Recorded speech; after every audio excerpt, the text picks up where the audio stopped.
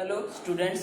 तो हम आपके पिछले क्लास में बताए थे कि टाइप्स ऑफ केमिकल रिएक्शंस, ठीक है, या केमिकल रिएक्शन के टाइप्स क्या क्या हैं, किस किस टाइप की रिएक्शन है, जिनके नाम क्या है, अलग अलग उनके फंक्शंस के हिसाब से, अलग अलग तरीके, अलग अलग उसके होने के हिसाब से हमने अलग अलग इनको कैटेगरी में बांटा था, ठीक है, क्लासिफाई किया था, वर्गीकृत किया था। ओके, ठीक है। तो यहाँ पे हमने बताए थे, सबसे पहले में हमने बताया था कॉम्बिनेशन रिएक्शन, ठीक है। कॉम्बिनेशन बोलते हैं ना, कॉम्बिनेशन मतलब जुड़ना, वो हमने बता दिया था, ठीक है।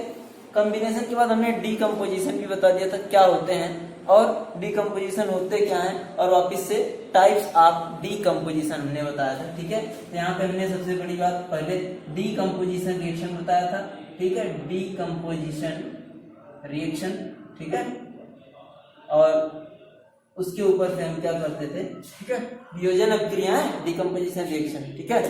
संयोजन वियोजन आप समझते हैं, जुड़ने और ब्रेक होने से मतलब है। तो यहाँ पे हमारा डीकम्पोजिशन क्या है, हमारा कॉम्बिनेशन का जस्ट रिवर्स प्रोसेस था, और इसको भी हमने बोला था इसमें कई टाइप्स के होते हैं, वही टाइप्स हमें बताना था। आज के लिए वहीं से स्टार्ट करना, ठीक है। तो यहाँ पे डीकम्पोजिशन रिएक्शन में टाइप क्या क्या थी हमारी, सबका नाम हम लिख देते हैं, ठीक है।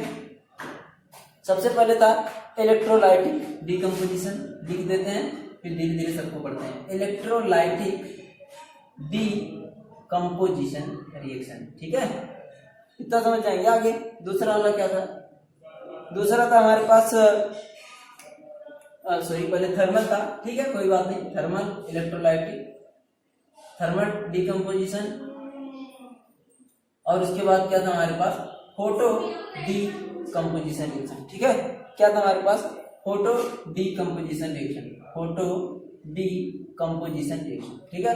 हमने थर्मल कहा कि जो हीट के थ्रू डीकम्पोज हो, मतलब जिसमें हीट सप्लाई करें, जिसमें हीट दें तो वो ब्रेक हो जाए, तो हमारा थर्मल डीकम्पोजिशन। इलेक्ट्रोलाइटिक मैंने हमने इलेक्ट्रिक फील्ड अप्लाई करने हैं या फिर इलेक्ट्रिक पोटेंशियल अप्लाई करने हैं ना, बिजली बैटरी लगा देना इधर उधर से प्लस माइनस, ठीक है, सही। वहां से जो डीकम्पोज है वो इलेक्ट्रोलाइटिक डीकम्पोजिशन। और फोटो मैंने कहा था, फोटो मतलब होता है लाइट, फोटोन भी आप जानते होंगे कि सनरेज से जो एनर्जी आती है उसे हम फोटोन बोलते हैं, ठीक है। तो यहाँ फोटो का मतलब ही होता है हमारे यहाँ पे लाइट। ये फोटो, ये नहीं फोटो, ठीक है, फोटो का मतलब यहाँ पे लाइट से हमारी सनलाइट या सनरेज या यूवी रेज, ठीक है, ओके। तो सबसे पहले हम आते हैं थर्मल डीकम्पोजिशन पढ़ लेते हैं। बाकी हमने डीकम्पोजिशन में बता दिया था कि कोई भी कंपाउंड है उनने ब्रेक होके दो अलग अलग बनाना, कोई भी एक कंपाउंड, कोई भी एक स्पीशीज ब्रेक होके अलग अलग दो एटम्स या मॉलिक्यूल्स में क्या होगी, डिवाइड होगी, जिन इनकी और उनकी प्रॉपर्टी सबकी अलग अलग होगी, क्योंकि रिएक्शन ही केमिकल है, ठीक है। केमिकल रिएक्शन पढ़ रहे हैं तो फिर रिएक्टेंट और प्रोडक्ट सबकी केमिकल और फिजिकल बिहेवियर क्या होने हैं, चेंज तो होने ही होने हैं 100%, ठीक है। भौतिक और रासायनिक गुण क्या होने हैं, इनके बदलाव होने हैं, ठीक है, सही। तो सबसे पहले हम यहाँ पे जैसे एक एग्जांपल हमने कर दिया था कि CaCO3 होता है सर कैल्शियम कार्बोनेट, ठीक है, इसका नाम होता है कैल्शियम कार्बोनेट। करा इसको अगर हीट दें, ठीक है, इसको हीट दें तो हम CaO और CO2 में ये डिवाइड होता है, ये ब्रेक होता है, ठीक है, कैल्शियम का ऑक्साइड और कार्बन डाइऑक्साइड, ठीक है। तो ये नॉर्मल डीकम्पोजिशन था। अब उसमें सब जो तरह तरह के हैं टाइप्स, उसके 3 हैं, उसमें हम शुरू करते हैं। सबसे पहला क्या था, thermal decomposition. Thermal decomposition reaction को हम शॉर्टकट में REACTION लिखते हैं, ठीक है। तो ऐसा डीकम्पोजिशन, ऐसा वियोजन अभिक्रिया जो क्या हो, हमारा हीट के थ्रू हो ना, ऊर्जा देने से हो, ठीक है, उष्मा देने के हो, ठीक है, उसमें ही वियोजन अभिक्रिया ऐसा करते हैं, ठीक है, ओके, सही। तो थर्मल का मतलब हमारा हीट से, ठीक है, और डीकम्पोजिशन मतलब ब्रेक होना, आप जानते हैं रिएक्शन, ठीक है। ऐसा रिएक्शन जिनमें जो कंपाउंड हो उनका ब्रेक हो, वो किससे, बाय सप्लाइंग हीट या बाय गिविंग हीट एनर्जी, उष्मा, ठीक है, सही। ये हमारा ऐसा देने से जो डिकम्पोज है उसे हम क्या बोलते हैं, थर्मल डीकम्पोजिशन रिएक्शन, ठीक है। तो इनके एग्जांपल हम देख ही लेते हैं जस्ट, ठीक है। थर्मल डीकम्पोजिशन का एग्जांपल देख लें अगर, तो कह रहा यही हम कैल्शियम कार्बोनेट का एग्जांपल जो आपके ऊपर लिखे थे, कैल्शियम कार्बोनेट को अगर हम हीट दें या तो हम यहाँ पे हीट लिख दें, ठीक है, या हीट के अलावा हम कभी कभी इस पे ऐसे डेल्टा का भी सिंबल बना देते हैं, इसका भी मतलब क्या होता है, हमारे पास हीट ही होता है, ठीक है। तो इस कैल्शियम कार्बोनेट को हीट दें तो ये कैल्शियम का ऑक्साइड और कार्बन डाइऑक्साइड में ब्रेक होता है, ठीक है। ये हमारे पास क्या है, थर्मल डिकम्पोजिशन का एग्जाम्पल है। कैल्शियम कार्बोनेट हीट करें अगर हम तो कैल्शियम ऑक्साइड और इस कार्बन डाइऑक्साइड में क्या होता है, हमारा ब्रेक होता है। अभी हमने एक दिन बताया था, पहले यहाँ यस लिख दें इसका मतलब सॉलिड, यहाँ जी लिख दें इसका मतलब गैस। इस जी के अलावा हम यहाँ पे ऐसे भी लिख सकते हैं, ठीक है, ऊपर की तरफ एरो करके। ओके, तो हमारे पास ये, और एक बात और, यहाँ से ये बात हमें ये पता होती है किस तरह ये ना, इसका जो नेचर, हमारा जो फिजिकल नेचर है, दिखने में कैसा है, ये हमारा ऐसा कोई जरूरी नहीं कि अगर ये डिकम्पोज हो रहा, अगर ये ब्रेक हो रहा हमारा, तो फिर से उसी फॉर्म में मिले। जैसे अगर ये सॉलिड है तो क्या सर जो ब्रेक हो रहा 2 या 2 से 2 या 3 या 4 जो पर्टिकुलर कंपाउंड में ब्रेक होगा, क्या उसका भी सॉलिड ही होगा, ठीक। तो ऐसा कोई जरूरी नहीं है। अगर हमारा ये अभी इस रिएक्शन के लिए क्या है, ये हमारा रिएक्टेंट है, ठीक है, ठीक है, ये हमारा रिएक्टेंट है और ये हमारे क्या है, प्रोडक्ट्स हैं, ठीक है, सही है। ये हमारे उत्पाद हैं और ये हमारे अभिकारक, ठीक है। अभिकारक क्या होता है, रिएक्टेंट हमारा, ठीक है, जो रिएक्शन में इन्वॉल्व होता है, और प्रोडक्ट क्या है हमारा, जो उसी से जो वापिस से दोबारा बनता है, ठीक है। ओके, सही। चलिए एक एग्जांपल, दूसरा एग्जांपल देख लेते हैं थर्मल का। थर्मल के लिए कह रहा, अभी हम फेरस सल्फेट लें, ठीक है। फेरस सल्फेट क्या होता है, FeSO4। SO4 अलग से कहीं लिखा, इसके ऊपर 2 माइनस होता है तो सल्फेट होता है। उसके आगे जो सा भी मेटल लगा हुआ होता है वो प्लस का ऑक्सीडेशन स्टेट, इस Fe के ऊपर 2 प्लस होता है, इसके ऊपर 2 माइनस होता है, SO4 के ऊपर टोटल, ठीक है, सही। इसका नाम है फेरस सल्फेट। ओके, तो FeSO4 का अगर हम करा, अगर इसे स्ट्रांग हीटिंग करें, बहुत ज्यादा हीट करें, ठीक है, बाई स्ट्रांग हीटिंग। देखिए कोई जरूरी नहीं है कि कोई हर कोई जो है एक सेम टेम्परेचर या एक सेम थोड़ी सी हीट कर दे ब्रेक हो जाए। किसी को ज्यादा जरूरत, किसी को ज्यादा हीट देनी पड़ सकती है, किसी को कम हीट भी देनी पड़ सकती है। इस हिसाब से क्या है हमारा ब्रेक डाउन होता है, ठीक है। ये हमारा FeSO4 को अगर हम बहुत स्ट्रांग हीट करें तो ये हमारा क्या होता है, ब्रेक होता है अलग अलग कंपाउंड में, ठीक है। वो अलग अलग कंपाउंड हमारे पास फेरिक का ऑक्साइड होता है, सल्फर डाइऑक्साइड और सल्फर ट्राइऑक्साइड, ठीक है। Ferric oxide Fe2O3 plus sulphur dioxide और प्लस सल्फर ट्राइऑक्साइड। सर ये क्या हुआ, यूं तो इतना, इसमें इतने ढेर सारे कैसे हो गए, ठीक है। तो यहाँ पे इसको डिकम्पोजिशन के लिए रिएक्शन को, जो भी हमने बताया था पहले, रिएक्शन बैलेंस करना, अभिक्रिया संतुलित करना, ठीक है। वो संतुलित करने में हम क्या है, यहाँ पे इस FeSO4 के सामने अगर हम 2 लिख देते हैं, फिर सारी बातें हमारे लिए क्या होती हैं, 4 × 2 8 3 3 6 2 8 2 सल्फर। ओके, ये हमारा रिएक्शन क्या हो गया, बैलेंस। देखिए 2 Fe, Fe2 में 2 Fe हो गए। सल्फर हमारे पास कितना है, एक FeSO4 में 1 है, 2 FeSO4 में 2, तो एक S इसमें, एक S इसमें, 2 हो गए। ऑक्सीजन को देखें, एक FeSO4 में 4 ऑक्सीजन, एक FeSO4 में 4 ऑक्सीजन, तो 2 FeSO4 में 8, तो 3 यहाँ, 2 यहाँ, 5 और 3 यहाँ 8। जिसको ना समझ में आया फिर से देख ले।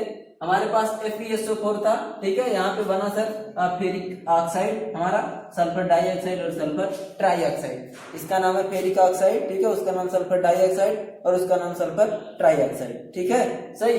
और हमारा फेरस सल्फेट। तो अगर हम करा कि सर बना इतना तो FeSO4 से बना हो सकता है, सर इसका 2 ले लेना। अगर ये बनता इतना, इसका मतलब हर बार जब भी डिकम्पोज होगी इतनी चीजें बनेगी, एक बार रिएक्शन होगी तो उसमें 2 FeSO4 के मॉलिक्यूल इन्वॉल्व होंगे और वो सब ब्रेक होके क्या करेंगे, हमें ऐसी चीजें बनाएंगे, ठीक है। ओके, तो हमारा FeSO4 में एक FeSO4 में एक Fe, तो यहाँ पे 2 हो गए Fe हमारे, यहाँ पे खुद ही 2 आयरन लिखा है Fe, ठीक है। एक FeSO4 में एक S सल्फर, तो 2 गए 2 सल्फर, तो हमारे पास इधर भी 2 सल्फर है, देखिए 1 2 सल्फर, ठीक। ऑक्सीजन देखिए इधर 3 2 5 3 8 है, एक FeSO4 है, O4 4 ऑक्सीजन, तो 2 के लिए 8 हो गए, तो सीधे 8 उधर 8 इधर, सही।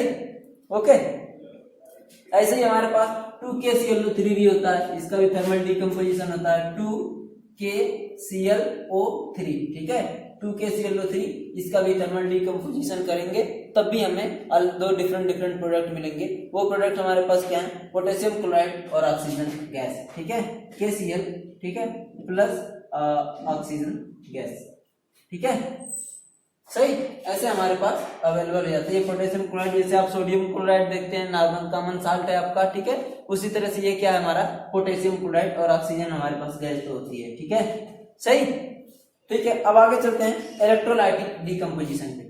इलेक्ट्रोलाइटिक डीकंपोजिशन, दूसरा क्या हमारा electrolytic decomposition, electrolytic decomposition reaction. ठीक है, इसमें क्या है, हमने कहा इलेक्ट्रिक फील्ड अप्लाई करते हैं तब क्या है हमारा कोई कंपाउंड क्या है डिकम्पोज होता है डिफरेंट प्रोडक्ट्स में, तो यू हमको इसे हम क्या कहते हैं इलेक्ट्रोलाइटिक डीकंपोजिशन रिएक्शन। ठीक है, ओके, तो एग्जांपल देख लेते हैं हम। ठीक है, और अगर डेफिनेशन की बात करें तो थर्मल वाले के केस में था सर दो decomposition reaction which is called by heating is called thermal decomposition reaction. Okay, या फिर वे वियोजन अभिक्रियाएं जो हमें क्या उष्मा देने से हम उसे हम क्या कहते हैं डीकंपोजिशन या वियोजन अभिक्रिया कहते हैं। ठीक है, और क्या है हमारे पास इलेक्ट्रोलाइटिक डीकंपोजिशन में क्या कहते हैं वैद्युत वियोजन अभिक्रियाएं। ठीक है, इसमें क्या होता है, कह रहा कि वो डीकंपोजिशन रिएक्शन जो हमारे क्या इलेक्ट्रिसिटी के थ्रू हमारे पास डीकंपोज हो उसे हम क्या कहते हैं इलेक्ट्रोलाइटिक डीकंपोजिशन। ठीक है, जहां पे हमें वैद्युत सप्लाई करके या फिर ये कह सकते हैं वैद्युत फील्ड इलेक्ट्रिक फील्ड का वैद्युत क्षेत्र अप्लाई करके उसको डीकंपोज करना हो तो वहां पे हमारी क्या कहलाती है इलेक्ट्रोलाइटिक डीकंपोजिशन रिएक्शन। ठीक है, ओके, तो जरा एग्जाम्पल देख लेते हैं इनका।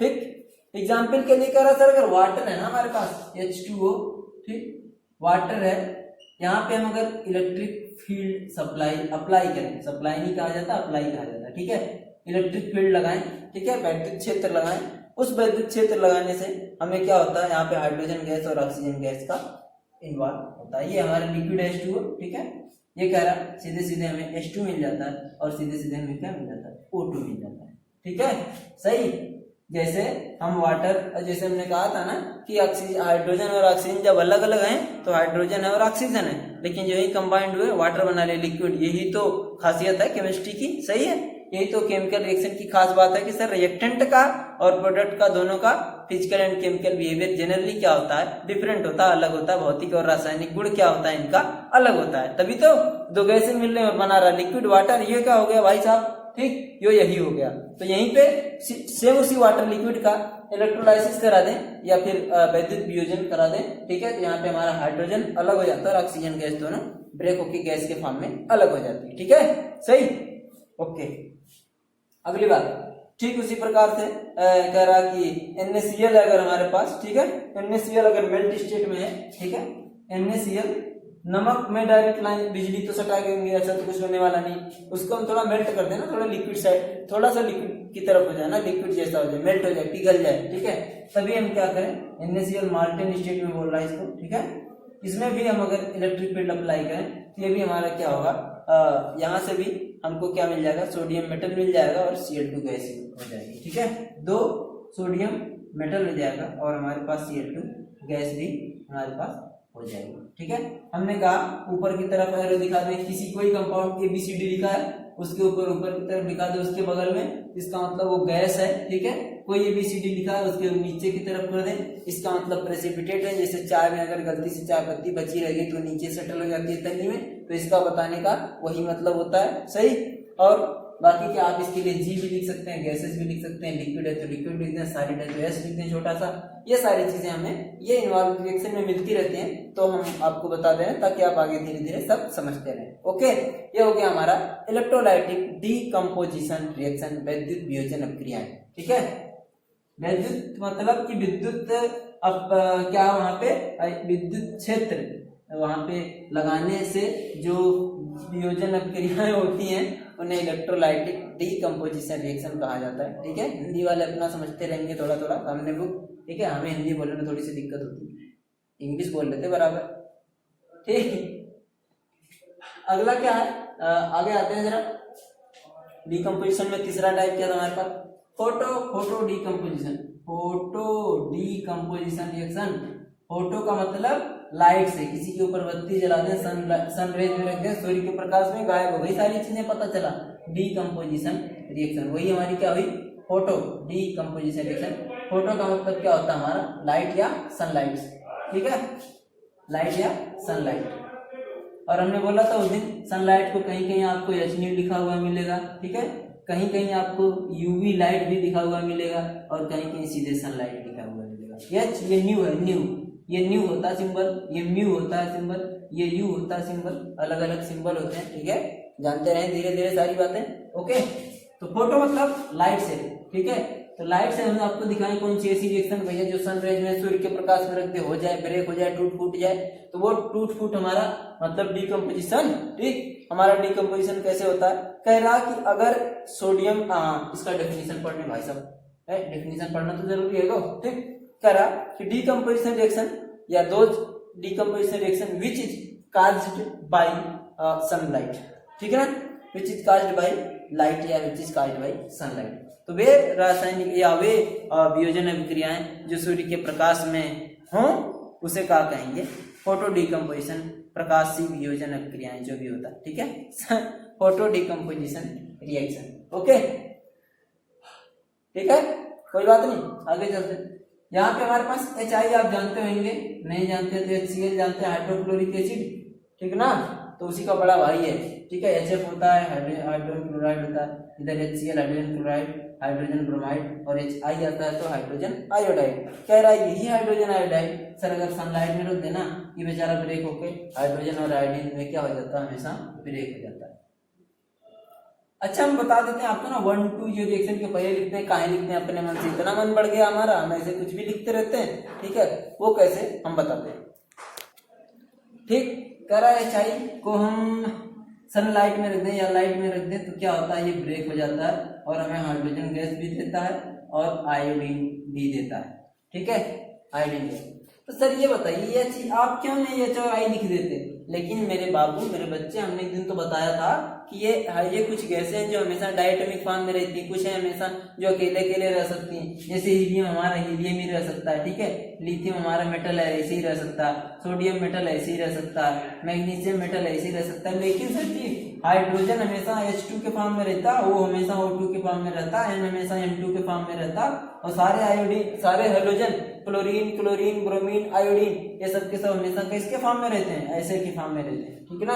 तो इन सारी चीजों को हम जो है देखेंगे, जैसे सल्फर हमारे S8 के फॉर्म में रहता है, S6 के फॉर्म में रहता है, ऐसे बहुत सारी चीजें ना, फास्फोरस P4 P8 ये सारी चीजें हमारा जो जैसे रहता है ना वो वैसे ही फॉर्म में तो हमें मिलने हैं, तो इसलिए ये H हमारा नहीं H2 में मिलेगा और I नहीं I2 में मिलेगा, और इसी को रिएक्शन बैलेंस करने के लिए संतुलित करने के लिए हमें इधर ऐसा एक डिजिट लिखें जिससे बराबर हो जाए। तो लीजिए सर बात खत्म, 2 HI ले लें सर, H2 और I2 में ब्रेक हो गया, बात खत्म, सनलाइट। और ये रिएक्शन ये एरो दिखाने का मतलब ये यहाँ से यहाँ भी हो सकते हैं, ठीक है, और ये यहाँ से यहाँ भी हो सकते हैं, इसका मतलब HI है तो ब्रेक होकर H2 और I2 भी हो सकता है, और यही H2 और I2 फिर मिल भी जाए तो फिर से हमें HI हाइड्रोजन आयोडाइड का फॉर्मेशन हो जाता है। सही, हाँ या ना, हाइड्रोजन आयोडाइड बन जाता है, समझे या नहीं समझे, हाँ बात क्लियर रहे। आगे आगे कह रहा कि सर कोई और एग्जांपल दे दो सर, AgBr ले लो, क्या है, silver bromide, Ag silver Br bromide, तो इसके भी कह रहा था ये भी अगर लाइट में करें तो सिल्वर अलग हो जाता है टूट के, ब्रोमीन अलग हो, इसका भी सेम यही, यहाँ पे लाइट दिखा दें, लाइट, ठीक है, H लिख दें, कह रहा है यहाँ से 2 Ag अलग हो जाता है और क्या हमारे पास Br2 हो जाता है। सर यहाँ पे भी सेम मामला होगा, यू क्या होगा रहा, आपने कहा फिर से सर Br है तो Br2 के ही फॉर्म में तो रहेगा, ब्रोमीन है डाइटोमिक फॉर्म में रहता है ना, 2 जने आपस में कंबाइंड हुए होते हैं, ठीक, तो ठीक है, लेकिन सर सिल्वर के केस में कहीं लोग कहीं Ag2 लिख देते, हमने कहा नहीं ऐसा होता नहीं ना, मेटल हमारे इस तरह से नहीं रहते, ठीक है, तो इस तरह से नहीं रहते तो 2 जने रहने फिर क्या दिक्कत, सोडियम सोडियम सिल्वर सिल्वर कह दें, इनके लिए Br कह सकते, लेकिन ये दोनों आपस में कंबाइंड है तो यू कह दे सर Br2 के फॉर्म में ये रहता, सही, ठीक, ओके। तो हमारा AgBr सिल्वर ब्रोमाइड, सनलाइट जो इसके ऊपर पड़ती है ये टूट जाता है सिल्वर में और ब्रोमीन में, ठीक है, सही, और यही फिर सिल्वर 2 सिल्वर और ब्रोमीन के साथ रिएक्शन करा दें या Ag और Br लिख दें, तो इसका मतलब अंडरस्टूड है कि 2 जने Ag मिलके ही 2 AgBr का फॉर्मेशन करें या सिल्वर ब्रोमाइड का फॉर्मेशन करें, ठीक है, समझ गए। तो अगला टाइप चलते हैं सर, कॉम्बिनेशन हो गया, डीकम्पोजिशन हो गया, तो ये आगे चलते हैं कि डिस्प्लेसमेंट रिएक्शन, सही, डिस्प्लेसमेंट रिएक्शन का होता है, यू आगे चलते हैं, तीसरा टाइप है displacement reaction, displacement reaction. Displacement reaction क्या होता है भाई साहब बताएं जरा, यू डिस्प्लेसमेंट रिएक्शन, ठीक है, डिस्प्लेसमेंट रिएक्शन क्या है, जैसे हम एक जनरल कॉमन एग्जांपल से समझते हैं डेली लाइफ का। यूं मान लीजिए क्लास है, ठीक है, क्लास में सारे बच्चे बैठे हैं 20 जने, 20 सीट है हमारे पास, 20 कुर्सी 20 चेयर है, उसके ऊपर 20 जने बैठे हैं। हमने क्या करने, कोई और एक्स्ट्रा बच्चा आया बाहर से, ठीक है, तो आप क्या करें, उसमें से किसी एक को उठाएं बाहर और दूसरे वाले को उसके जगह पे लाके बैठा दे। अभी क्लास में कितने हुए सर, अभी भी तो 20 हुए, आपने एक हटाया एक चला गया। ये हमारे 20 कहने का मतलब आपको ये बताना था कि डिस्प्लेसमेंट रिएक्शन में जो जितना होता है जनरली ना, जो जैसा होता है, जो जैसा हटता है या जहां से हटता है दूसरा वाला वहीं जाके जुड़ जाता है। ठीक है, ठीक। तो आपने डिस्प्लेसमेंट रिएक्शन समझा कैसे कि सर माना कोई सब लोग अपने यहाँ बैठने का मतलब क्या, वो किसी से हो सकता है कंबाइंड हो या कोई जैसा भी हो, ठीक है, तो वहां से दूसरा कोई आया, इनको हटाया बाहर और अपने आके वहां पे हो गए। ठीक है, ये देख लेते हैं आप, यहाँ पे क्या हमारे पास यहाँ पे हमारे पास ब्लैक एंड रेड दो मार्कर रहेंगे, ठीक है। तीसरा हमारे पास ब्लू आ रहा इधर से, ठीक है, ये आया, ब्लैक सर को हटाया, अपने उसकी जगह फिट और इसको अलग, ये हमारा यही सेम क्या हुआ, डिस्प्लेसमेंट रिएक्शन। या फिर जैसे मान लीजिए इस वक्त रेड और ब्लू इधर तक ब्लैक मार्कर आए, रेड वाले सर को हटाएं, अपने उसकी जगह फिक्स हो गए, तो यहाँ पे भी डिस्प्लेसमेंट रिएक्शन होगी। ठीक इसी यही तरह से क्या होती है, डिस्प्लेसमेंट रिएक्शन होती है। और यूं हम कहें दो दिखा रहे हैं, मतलब ये किसी न किसी के साथ कंबाइंड स्टेट में होंगे ना, कंपाउंड के फॉर्म में, ठीक है, किसी के साथ जुड़े हुए होंगे, किसी यौगिक में जुड़े हुए होंगे, दूसरे वाले आएंगे, इनको हटा के विस्थापन अपक्रियाएं जिसे बोलते हैं हिंदी में, विस्थापन अपक्रियाएं, डिस्प्लेसमेंट रिएक्शन। ठीक है ना, ओके। तो यूं जरा देख लेते हैं विथ एग्जांपल, भाषा इसकी देख लेते हैं, क्या लिखा है किताबी भाषा में, कह रहा कि डिस्प्लेसमेंट रिएक्शन क्या होते हैं कि द रिएक्शन इन विच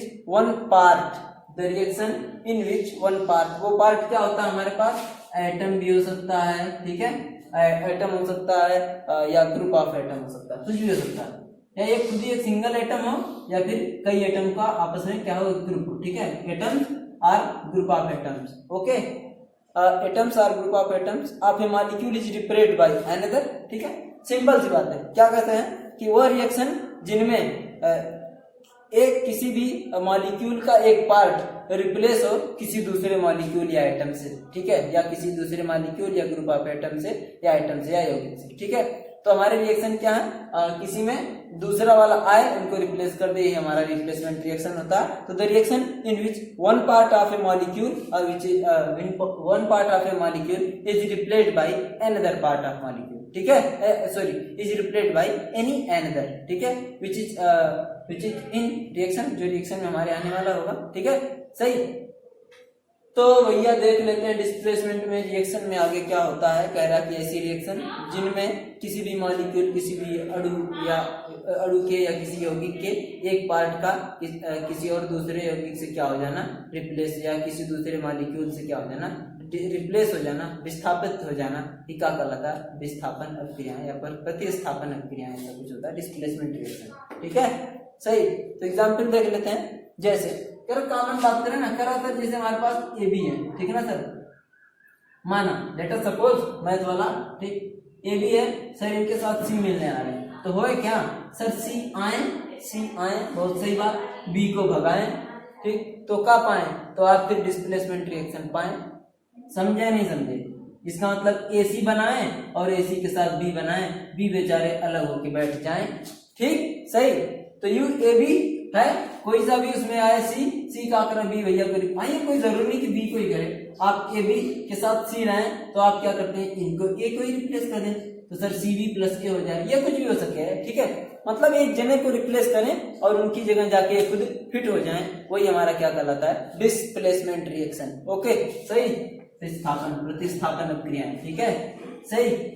तो ये बात होगी, तो जरा उसको रिएक्शन में देख लें, अभी तो जनरल कॉमन हमने समझा। ठीक है, तो एग्जांपल देखते हैं, करा कि कॉपर सल्फेट इसका नाम होता, मैं नाम ना लिख रहा नीचे बोल दे रहा, तो आपको दिक्कत हो करे तो बता दिया करें, कॉपर सल्फेट इसका नाम है। ठीक है, कॉपर सल्फेट, SO4 का नाम सल्फेट हमने बोला था, उनके साथ जो भी नाम जुड़ जाए, जो भी मेटल जुड़ जाए, उनका नाम लें और सल्फेट बोल के निकल लें। जिंक जुड़ जाए तो जिंक सल्फेट, मैग्नीशियम जुड़ जाए तो मैग्नीशियम सल्फेट, सोडियम जुड़ जाए सोडियम सल्फेट, कॉपर जुड़े हैं कॉपर सल्फेट, जो भी जुड़ जाए हमारे पास, ठीक है ना, जो नाम जुड़े उनके साथ सल्फेट लगाएं, आगे बढ़े। ठीक है, कॉपर सल्फेट हमारे पास है, ये इनका रिएक्शन अगर हम किनके साथ कराते, कह रहा जिंक के साथ करा दें, तो ये क्या करते हैं, जिंक भैया ना कॉपर को हटा, एक बात और, जो हटाता है ना वो वैसा ही होना चाहिए भाई साहब, यूं समझ लीजिए, ठीक है ना। आप गर्ल्स वाली रो से हटा रहे हैं तो वहाँ पे गर्ल्स को बिठाएं, आप बॉयज वाली रो से बच्चे को हटा रहे हैं तो आप बॉयज को बिठाएं, तभी सब कुछ मामला ठीक रहेगा, सही है ना। जिसको जैसा हटाए वैसा ही हटाएं। क्यों मैं इसलिए कर रहा हूँ क्योंकि यहाँ पे जो इस नेचर कॉपर का हो, जो कॉपर काम करता है वही हटाने वाला भी वही काम करना चाहिए, तभी वो उसकी औकात है, तभी वो हटा सकता है, ठीक है ना। तो यहाँ पे कॉपर मेटल है तो सामने वाला कोई मेटल ही से हटा सकता है, सही, क्योंकि ये मेटल है प्लस का काम कर रहा है, इसके ऊपर 2 प्लस है, इनके साथ जुड़ने का काम कर रहा है, तो सामने वाला जो है उनके ऊपर भी 2 प्लस है, वो भी उनके साथ वैसे ही बॉन्डिंग करे, वैसे ही जुड़े, तभी वो उनको क्या करते हैं, हटा सकते हैं, सही, ठीक। तो हमारा कॉपर सल्फेट फिर जिंक से रिएक्शन कराएं, यही हमारा क्या हो जाएगा, जिंक सल्फेट हो जाएगा, फिर से कॉपर हमारा अलग हो जाएगा। ये जिंक हमारा सॉलिड के फॉर्म में आया था तो कॉपर हमारा सॉलिड के फॉर्म में मिल जाएगा, ठीक है, सही, समझा नहीं समझे। ये हमारे कहा थे AQ। यहाँ पे देखिए एक और टर्म आ गया नया, अभी आपने L जाना था, S जाना था, लिक्विड सॉलिड गैस जाना था, ठीक है। तो यहाँ पे एक AQ आ गई, AQ मतलब एक्वस, ये मतलब सॉल्यूशन के फेज में थोड़ा घुले हुए हैं, वो सब पानी में ये घोल के फॉर्म में रखे गए हैं, ठीक है ना, अरे शरबत बना के रखे गए, यूं समझ लें, ठीक है ना, सही। तो फिर हमारा यही ZnSO4 एक्वस हो गया, ठीक। और कॉपर हमारा, जिंक हमारा अलग से आया, तो मेटल सॉलिड होते हैं, आप जानते ही हैं, ठीक है। मेटल हमारा सॉलिड हो गया, सॉलिड मेटल को फिर से रिप्लेस कर दिया, ये भी क्या हमारा डिस्प्लेसमेंट रिएक्शन, सही, ओके। यही कॉपर सल्फेट में हम आयरन भी डाल दें, तब भी आयरन भी रिप्लेस कर देगा, इसे FeSO4 बना देगा और प्लस कॉपर अलग हो जाए, सही, ठीक है ना। ये दोनों चीजें हमारे पास। हाँ, एक बात और है, करा ये कॉपर सल्फेट क्या होता है, ब्लू कलर का होता है, ठीक है। और जब ये नया वाला कंपाउंड बनता है, ये केमिकल रिएक्शन है, इस बात का प्रूफ हम बता रहे हैं आपको, ये ब्लू है, ये ब्लू कलर का कॉपर सल्फेट होता है, और जिंक सल्फेट जो ही बनता है ये रेडिश कलर का हो जाता है, लगभग लाल, ठीक है, रेडिश कलर का हो जाता है, ठीक है। इसी तरह से कॉपर सल्फेट ब्लू होता है, आयरन के साथ, आयरन Fe के साथ रिएक्शन करा दें तो ये भी हमारा क्या होता है हमारे पास, वो भी रेडिश कलर, सॉरी, वो भी हमारे पास क्या हो जाता है, लाइट ग्रीन कलर का हो जाता है, ठीक है, सही। सॉरी, ZnSO4 कलरलेस होता, इसका कोई कलर नहीं होता, ठीक है, इसका कोई कलर नहीं होता ZnSO4 का, ठीक है।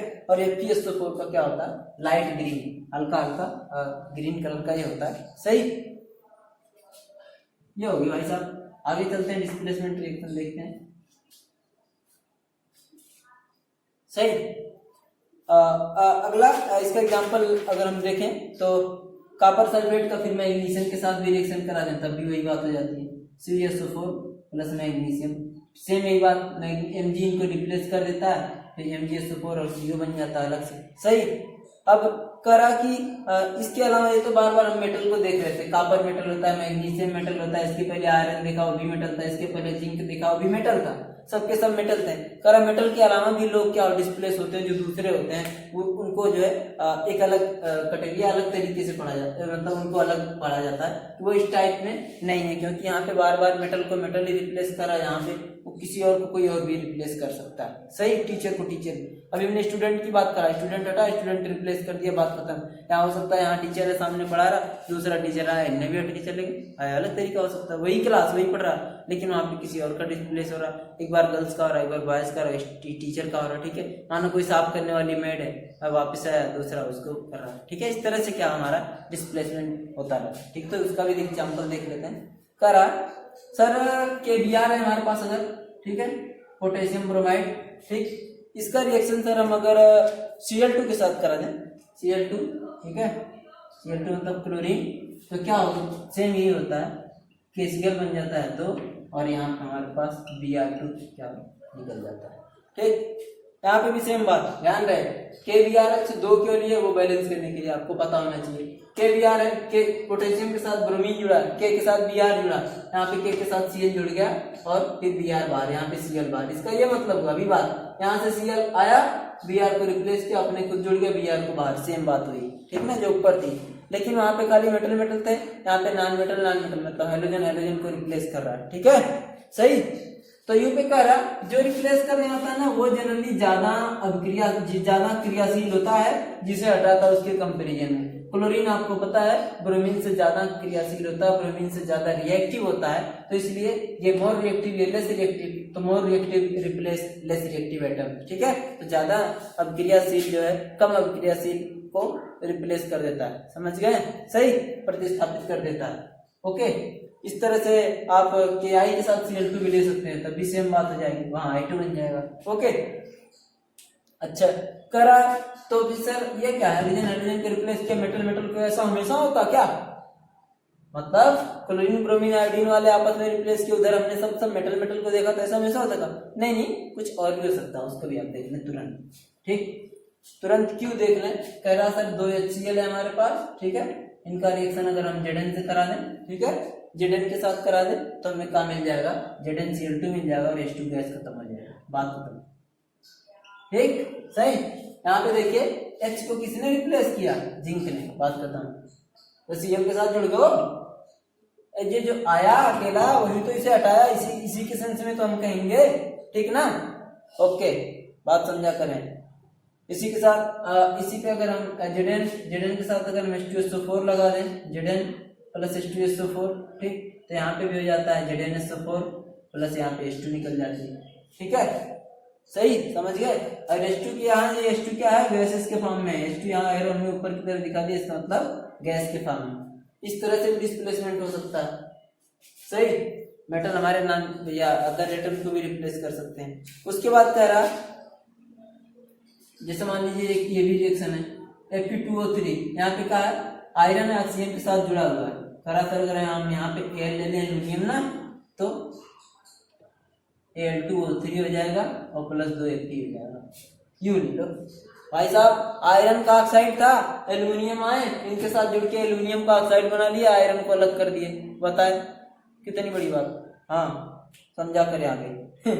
इसी तरह से MnO2 है, ठीक, मैंगनीज डाइऑक्साइड है इसका नाम, ठीक है, मैंगनीज Mn क्या है, ऑक्सीजन से जुड़ा हुआ है, मैंगनीज, ठीक है, इनके साथ करा, यहाँ पे भी अगर एल्यूमिनियम आ जाए, यहाँ पे भी लिख सकते हैं, यहाँ पे भी इनके साथ एल्यूमिनियम आ जाए, तो भी एल्यूमिनियम क्या करता है, यहाँ पे Al2O3 बना लेता है और 3 Mn निकल जाता है, ठीक है, Al2O3 और 3 Mn हो जाता है। यहाँ पे 2 Al ले लें, Al2O3 और प्लस 3 Mn, बात पता।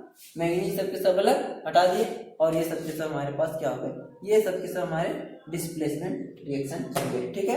तो अगली क्लास में पढ़ेंगे आगे डबल डिस्प्लेसमेंट रिएक्शन, ठीक है, तो उसके लिए अगली क्लास। आज के लिए इतना ही, आप इसे रिवाइज करें, कोई दिक्कत होती है तो आप जरूर पूछें, ठीक है, सही। इसका नाम है फेरिक ऑक्साइड, इसका नाम मैंगनीज डाइऑक्साइड, ओके, सही, ferrous oxide, ferrous, ferric, 3 ferric oxide इसका नाम है, सही, ओके। थैंक यू, आज की क्लास के लिए इतना ही। कोई दिक्कत होती है तो आप कमेंट में क्वेश्चन पूछ सकते हैं, नॉर्मल पूछ सकते हैं, आपको जवाब जरूर दिया जाए, ओके।